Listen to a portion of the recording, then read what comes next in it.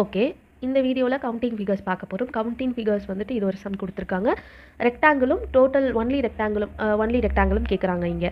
இங்கே வந்துட்டு ரோவும் காலமும் எவ்வளோ இருக்குன்னு எண்ணிக்கிட்டோம். நம்ம ரெக்டாங்கிள் கண்டுபிடிக்கிறதுக்கு நார்மலாக என்ன பண்ணுவோம், இது எல்லாத்தையும் ஆட் பண்ணுவோம், இதையும் ஆட் பண்ணுவோம், இது ரெண்டுத்தையும் மல்டிப்ளை பண்ணுவோம், பண்ணி 19 ஆன்சர் கண்டுபிடிச்சிட்டோம் நம்பர் ஆஃப் ரெக்டாங்கிளுக்கு.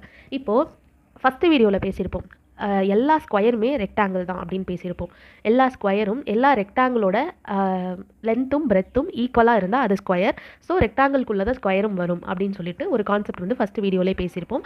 அதே தான் இப்போ வந்து இவங்க ஒன்லி ரெக்டாங்கிள் கேட்குறாங்க. அப்போ அதுக்கு நம்ம ஸ்கொயரை கண்டுபிடிச்சிட்டோன்னா ஸ்கொயரை வந்துட்டு டோட்டல் ரெக்டாங்கிள்லேருந்து மைனஸ் பண்ணால் ஒன்லி ரெக்டாங்கிள் எவ்வளோ இருக்குன்னு நமக்கு தெரிஞ்சிருமா? புரிஞ்சுதா? இப்போ வந்து ஸ்கொயர் கண்டுபிடிக்கலாம். ஸ்கொயருக்கு என்ன ஃபார்முலா? நம்ம வந்து ஸ்கொயர் எப்படி கண்டுபிடிப்போம்? இதையும் மல்டிப்ளை பண்ணிப்போமா? 5 × 3, அப்புறம் இதுலேருந்து இதை ஒன்று மைனஸ் பண்ணுவோம். 4 × 2 + 3 × 1 15, 8, 3. ஆன்சர் வந்து 26. நான் என்ன சொல்கிறேன்னு புரியுதா? டோட்டல் ரெக்டாங்கிள்லேருந்து நம்ம ஸ்கொயரை மைனஸ் பண்ணால் ரெக்டாங்கிள் கிடைக்கும், ஒன்லி ரெக்டாங்கிள் கிடைக்கும். ஏன் டோட்டல் ரெக்டாங்கிள்லேருந்து ஸ்கொயரை நம்ம மைனஸ் பண்ணுறோம்னா, இப்போது ரெக்டாங்கிள் இருக்குதுன்னு வச்சுப்போமே, இந்த ரெக்டாங்கிளோட லென்த்தும் பிரெத்தும் ஈக்குவலாக இருந்தால் அதை ஸ்கொயர்னு சொல்கிறோம். ஸோ ரெக்டாங்கிள்குள்ளே ஸ்கொயரும் அடங்கும். டோட்டல் ரெக்டாங்கிள்னு இங்கே நம்ம 90 கண்டுபிடிச்சிருக்கோம்ல, இந்த 90க்குள்ளே ஸ்கொயரும் இருக்குது. ஓகேவா?